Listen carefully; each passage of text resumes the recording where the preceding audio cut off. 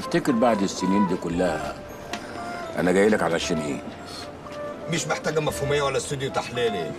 انت لما كبرت وعجزت وعوزت حد تتسند عليه، افتكرت ابنك السيد اللي انت ناسيه، قلت تيجي وتتعكز عليه. كان لازم تمسك ايدك في المصاريف عشان تعمل حساب يوم زي دون. يوم ما قابلك يعني؟ مش قصدي يعني.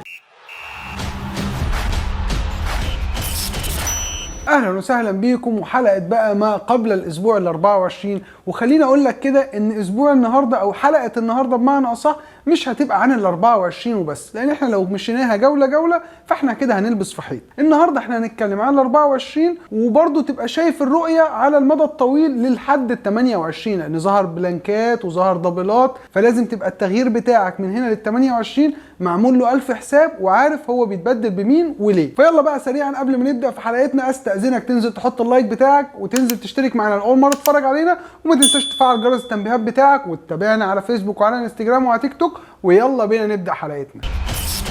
مسابقة التوقعات بتاعة الأسبوع ال 23 طبعا احنا بنصور قبل ماتش السيتي وماتش أرسنال، فلسه هنستنى لحد ما يخلص الماتش وبعدين نعلن عن الفايز بمسابقة التوقعات. بس بما إننا ذكرنا الموضوع، انزل دلوقتي حالا وانت شايف المسابقة اهي قدامك، اكتب لي هتتوقع مين في الأسبوع ال 24 أكتر حارس يجيب نقط وأكتر مدافع وخط وسط ومهاجم عشان نشوف مين اللي هيكسب معانا للأسبوع ال 24. وبالنسبة لترتيب الدوري والنقط بتاعتي والكلام ده كله برضه هنتكلم عليه في حلقة رد الفعل اللي بعد الأسبوع ال 24 عشان خاطر يبقى كل الموضوع فاينلايزد ونهائيا شفنا الصوره واضحه. تعالى بقى سريعا نبدا مع هظهر لك جدول دلوقتي، اتفرج بقى بص كده على الجدول ده وهتكلم معاك وانت بتبص على الجدول ده عشان اشرح لك انت شايف ايه. طيب زي ما انت هتبقى شايف دلوقتي كده قدامك ده الجدول اللي احنا اخترنا منه. زي ما انت شايف دول 13 فريق، مش كل الفرق طبعا، دول اهم الفرق اللي هيكون عندها دبل او بلانك او اللي عندنا منها لعيبه كتير. لحد الاسبوع ال 28 جبنا لك الجدول بتاعهم عشان لما نتكلم عليهم نعرف نجيب مين منهم او نمشي مين منهم. طبعا ده بناء على ماتشات الكاس اللي جايه، يعني هتلاقي مثلا قدام ليفربول هتلاقي في ال 28 هتلاقي مثلا ليدز او فولهام عليهم علامه استفهام، لان ليدز وفولهام هيلعبوا بعض، فمين فيهم هيصعد واللي خرج هو ده بناء عليه هتحدد مين هيلعب ومين هيبلانك. نبدا بقى مع اول فرقه معانا وهي اليونايتد. طبعا انت اليونايتد زي ما انت شايف الماتشات بتاعتهم كده، عندهم بقى ايه؟ عندهم ليستر سيتي بعدين بلانك بعدين ليفربول في ساوثهامبتون بعدين بلانك، فمن الاخر عندهم ليستر سيتي ليفربول فرقتين بيعرفوا يجيبوا جوان. حتى لو قلنا اليونايتد هتكسبهم فانا ماليش دعوه بالنتيجه النهائيه، ليا دعوه انا عندي مين من اليونايتد. انا عندي لوك شو، عندي دي خي، عندي راشفورد. خلاص يبقى انت عرفت ان انت من هنا لل 28 لازم تحاول قدر الامكان تفضي لعيبه اليونايتد وما تخليش الا راشفورد اللي يقعد عندك دكه، لان زي ما انت شايف لا كلين شيت هيبقى موجود قدام ليستر ولا قدام ليفربول بنسبه كبيره. نيجي بقى ندخل على ارسنال. ارسنال متصدر الدوري، الفرقه الوحيده في الجدول زي ما انت شايف اللي هتلعب لل 28 وكمان عندها دبل في ال 25، يعني احسن من كده مفيش. عندهم استون فيلا، عندهم بقى بعد كده في الدبل عندهم ليستر وعندهم ايفرتون، بعد كده بقى عندهم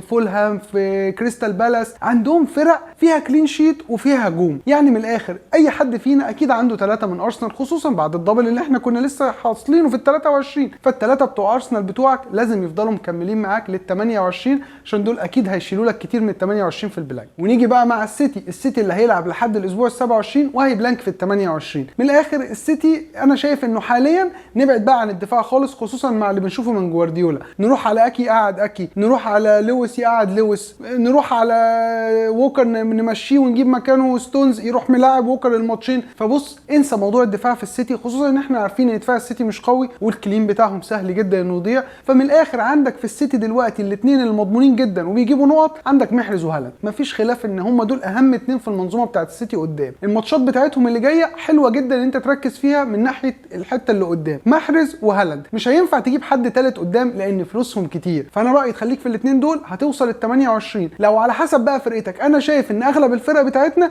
هيبقى صعب جدا انها تستحمل 2 دكه من السيتي، لان لسه عندك راشفورد هيقعد دكه ولسه عندك تريبير هيقعد دكه، فهتجيب منين مكان لده كله؟ فيا اما هتدخل ببلانك لعيب من السيتي هتخاطر ان هو مش هيلعب، يا اما هتضطر تبيع. طبعا احنا عارفين انت اكيد هتبيع محرز لان مش هينفع تبيع هالاند. ندخل بقى بعد كده على نيوكاسل زي ما انت شايف كده قدامك في الجدول، هي هتبلانك في الاسبوع ال 25 الماتش اللي هيكون النهائي بتاعها قدام اليونايتد في نهائي الكاس، وبعدها طبعا قبلها عندها ليفربول، بعدها عندهم السيتي، بعد كده بقى ماتشاتهم بتبدا تحلو، عندهم فولهام في نوتنجهام فورست. فانا شايف ان نيوكاسل لحد الاسبوع ال 26 انت هو معاك تريبير تكمل بيه وبس على كده. توصل الاسبوع ال 26 عبي بقى، هات لك تغيير في تغيير لو تقدر حتى لو بالماينس 1، لان على الاقل نيوكاسل لما تدخل فيهم في ال 28 البلانك الكبير ده تدخل ب3 لعيبه من نيوكاسل، هو ده عين العقل. نيجي بقى مع برايتون اللي كنا خلاص مقررين ان احنا هنمشي اللعيب بتاعها، هنكمل توما ولا مارش، ماشي خلاص عندهم بلانك، فجاه ظهر عندهم دبل في الاسبوع ال 27 زغل العين الناس كلها، خصوصا ان الدبل زي ما انت شايف دبل حلو قوي. بس انا رايي هو نفس اللاعب اللي كان عندك من برايتون ما تمشيهوش، لا تجيب لا عندك ميتوما ما تمشيهوش وتجيب مارش، عندك مارش ما تمشيهوش وتجيب ميتوما، هو واحد من برايتون، ما تكترش اكتر من كده عشان ما تلبسش في ال 28 لان هي مش ناقصه لبس. ندخل بقى على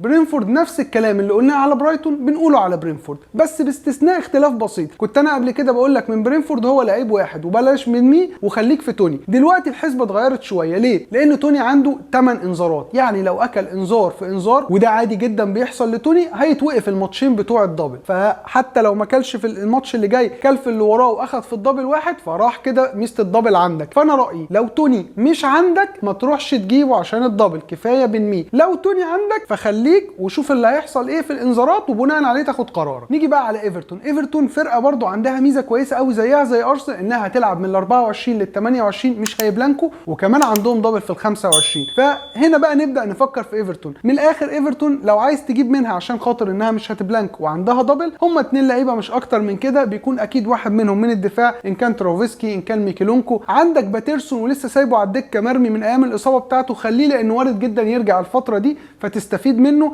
ومن الاخر من نص الملعب بقى عندك اونانا او عندك ايوبي، واحد منهم اعتقد كده تبقى انت اخدت اي حاجه لو طلعت من ايفرتون هتطلع من الناس دي. نيجي بقى على الفرقتين اللي بعد كده، بنتكلم على وولفز وبنتكلم على ليفربول، الاثنين لوكشه واحده كده على بعض عشان وضعهم متشابه. الاثنين دول هيلعبوا لغايه الاسبوع ال 28 على حسب بقى ماتش الكاس، يعني هم لغايه ال 27 مضمون والاثنين عندهم دبل في ال 25. 28 بقى على حسب نتيجه ماتش ليدز وفولهام هيبان مين فيهم اللي هيبلانك، يا وولفز هتبلانك يا اما ليفربول هتبلانك، واحده منهم. فمن الاخر لو وولفز عايز منها حد، يا اما كيلمان في الدفاع يا اما صا في حراسه المرمى. ليفربول عندك دي بروين اخلص منه وهات صلاح مكانه، ده رايي. البديل الشرعي دلوقتي على الاداء اللي شفناه من ليفربول اخر ماتش هو صلاح، بس برضو اتقل شويه على الموضوع ده. او تروح تجيب جاكبو لان جاكبو سعره اقل شويه من صلاح وقادر ان هو يجيب نفس الانتاج الهجومي بالنسبه لصلاح بيجيب. نيجي بقى على كريستال بالاس. تقول لي كريستال بالاس بتعمل ايه هنا؟ اقول لك زي ما انت شايف كريستال بالاس موجوده في الجدول ده لانها مش هتبلانك لل 28 وعندها كمان دبل في ال 27، فلازم اجيبها لك. هتقول لي تجيب لي مين فيها، ترشح لي مين فيها؟ اقول لك ولا حد، خصوصا كمان الماتشات، يعني لا ماتشاتهم حلوه في الكلين اقول لك بص على جويهي، لا ماتشاتهم قدام فرقه ضعيفه،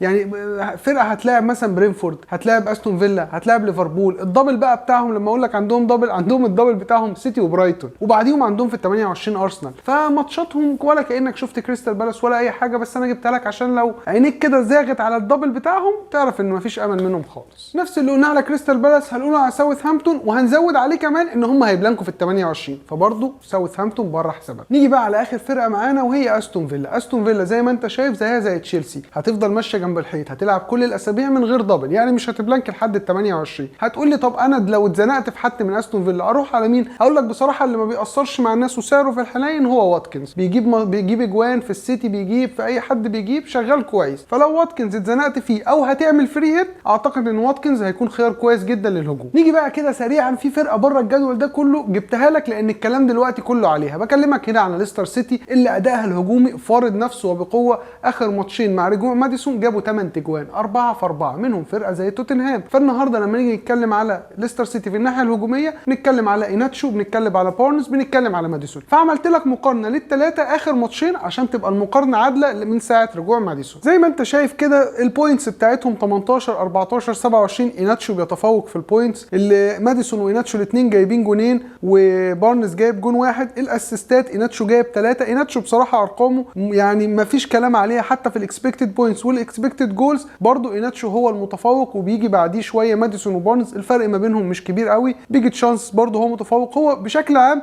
ايناتشو متفوق في كل حاجه، بس الفكره ان ايناتشو مركزه راس حربه. انت بقى عايز راس حربه يبقى ايناتشو، عايز تروح مع لاعب خط وسط يبقى ماديسون اضمن من بارنز، لان ماديسون يعتبر محرك كبير جدا في ليستر سيتي. ليستر سيتي ماتشاتها مش سهله خالص زي ما انت شايف، هيلعبوا اليونايتد، هيلعبوا ارسنال، هيلعبوا ساوثهامبتون، هيلعبوا تشيلسي، وبعدين هيبلانكوا في ال 28. يعني ماتشاتهم صعبه جدا. انا ما بكلمكش هنا على ناحيه دفاعيه ولا هل هم هيكسبوا ولا لا، بس اللي اقدر اكده لك ان ليستر سيتي قدام مين ما هيكون بالثلاثي بتاعها ده قادرين ان هم يجيبوا جوان.